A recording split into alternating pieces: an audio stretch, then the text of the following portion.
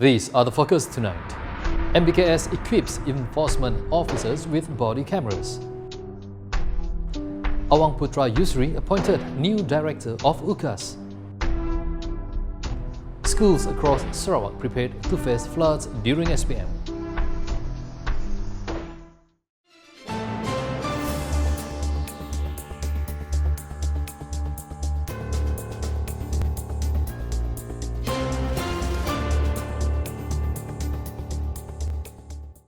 Assalamualaikum and good evening. Kuching South City Council MBKS has introduced 10 body cameras for its enforcement officers as part of its efforts to transform Kuching into a smart city.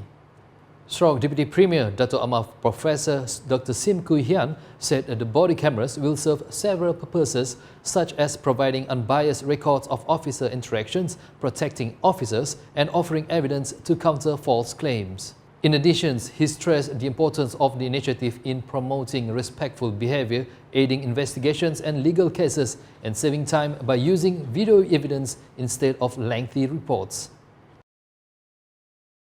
Given the recent advancement in technology and the technology become more affordable, so it's also time for us to upgrade our staffs to involve in technologies as well as the public expectations. I am very grateful for MBKS for being part of our not premier just our premier said we want to be smart, we want to be net zero, carbon neutral, we want to be sustainable. All these were part of our let the council, everyone doing something for our city, your city and my city. He said this during a press conference in conjunction with the launch of the MBKS Body Camera Initiative at the MBKS building on Thursday. The 5-day Ministry of Tourism, Arts and Culture MOTAC with the Sibu Community Program held at the Azman Hashim Community Sports Centre received encouraging response. Its Minister Dato' Sri Tiong King Sing said the program theme Sibu Carnival Celebrating 2025 Together reflects the unity and harmony of the multiracial community. Bekerjasama, menghargai dan menghormati berbagai bangsa dan agama, kita tidak akan dapat mencapai perpaduan dan perharmonian masyarakat. Malam ini, program ini juga tidak akan dapat dilaksanakan. He said this when officiating the program in Sibu Jaya on Tuesday. The Dudong Assemblyman added that MOTAC, through Tourism Malaysia and its agencies, will organize various cultural tourism programs and activities for 2025. Meanwhile, Dato' Sri Tiong said that the MOTAC will continue to promote Sarawak through collaborations with the Sarawak Tourism Board to help produce more tourism products throughout Sarawak that will attract tourists from Asian and Asian countries, West Asia, Europe and other countries around the world. Former Chief Executive Officer of the Sarawak Sports Corporations SSC and Director of the Sarawak State Sports Council MSNS, Awang Putrayusrie Awang Ridzuan, has assumed his duties as the new Director of the Sarawak Public Communications Unit UKAS, effective from January 2nd, 2025, succeeding Semo Simon, who previously held the position. The symbolic handover of duties was witnessed by Deputy Minister in the Sarawak Premier's Department, Corporate Affairs, Information and UKAS, Dato' Abdullah Saidul, at the UKAS headquarters in Kuching on Thursday.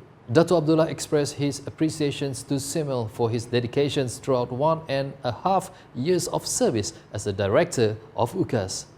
Welcoming Awang Putrayusrie, the Deputy Minister also hoped that he would bring new approaches and leadership to further strengthen the role of UKAS.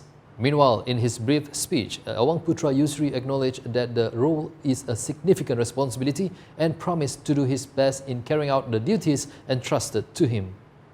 Earlier in his farewell speech, Semel conveyed his gratitude to the entire UKAS staff for their cooperation and support during his tenure. He also expressed confidence in Awang Putrayusrie's ability, given his extensive experience, to elevate UKAS to greater heights and further strengthen its role in public communications within the region. The Limbang Division Residence Office has plans for more than 15 major programs to be implemented throughout 2025 with the main focus of strengthening and expanding the tourism sector and economy in this district. Deputy Minister for Food Industry, Commodity and Regional Development, Dato Dr. Abdul Rahman Ismail, said apart from attracting more tourists, the programs also aim to increase local economic activities besides creating new job and business opportunities for the locals. According to him, Limbang has now recorded more than 4,000 visitors per day, making it one of the most popular and visited tourist destinations in Sarawak. The Bukit Kota Assemblyman said this in his text of speech read by the chairman of Limbang District Council, Councillor Sufyan Mohad, during the 2025 New Year celebrations, which took place at the Limbang Waterfront Amphitheatre on Tuesday. The event, organised by the Sarawak United National Youth Organisations (UKAS) Bukit Kota branch, saw visitors from various walks of life gather to celebrate the transitions of the year with various interesting activities and entertaining stage performance.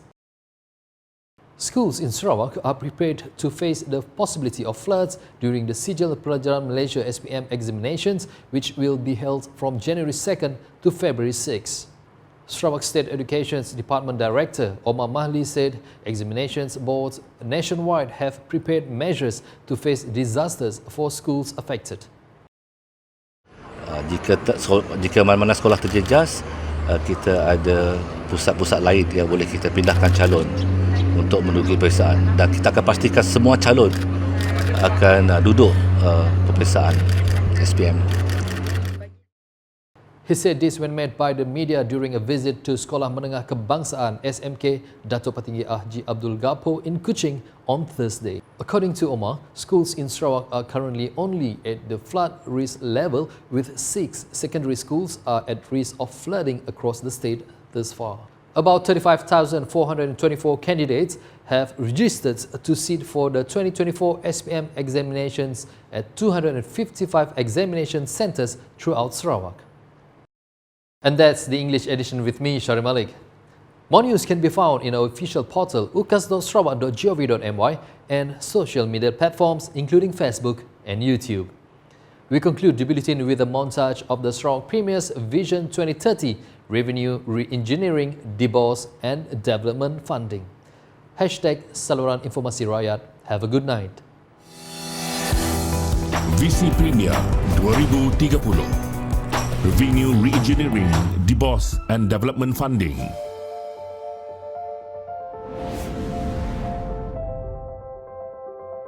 Kerajaan Sarawak mematuhi plan yang bertanggungjawab dari segi kewangan untuk memastikan negeri ini lebih selamat, terjamin, berdaya tahan dan makmur. Di bawah plan ini, sebahagian besar peruntukan telah ditetapkan untuk pembangunan infrastruktur seperti jalan raya dan jambatan, pelabuhan dan infrastruktur sungai, khususnya di luar bandar, untuk program transformasi luar bandar, projek rakyat dan untuk program grid bekalan air Sarawak untuk kawasan yang mempunyai tekanan rendah di luar bandar. Penubuhan Bank Pembangunan Sarawak Diboss pada 3 November 2017 untuk menyediakan dana alternatif kepada pembangunan menggunakan model keuangan yang baru. Diboss ditubuhkan sebagai model pembiayaan alternatif baharu bagi Kerajaan Sarawak untuk membiayai projek-projek pembangunan. Ini termasuk segmen-segmen seperti ekonomi digital, pengangkutan awam bandar, tenaga boleh diperbaharui, minyak dan gas asli, pertanian moden dan infrastruktur. We have to complain all the time and do nothing for ourselves. With this reminder and with full hope for the future, I have the pleasure to launch Sarawak First and very own development bank, the Development Bank of Sarawak, Diboss. Thank you very much. Diboss memberi tumpuan kepada pembiayaan projek-projek strategik untuk mentransformasi Sarawak, akan sentiasa mengenal pasti peluang dalam kewangan hijau dan mengamalkan objektif berkaitan alam sekitar, sosial dan tadbir urus ESG dalam perniagaan. Jumlah aset milik Bank Pembangunan Sarawak mencecah 9.47 bilion ringgit dengan pendapatan terdahulu kira-kira 130.5 juta ringgit setakat Oktober 2022. Diboss telah dilancarkan pada 2017 dengan model berbayar berjumlah 500 juta ringgit dari dana Rizab Sarawak.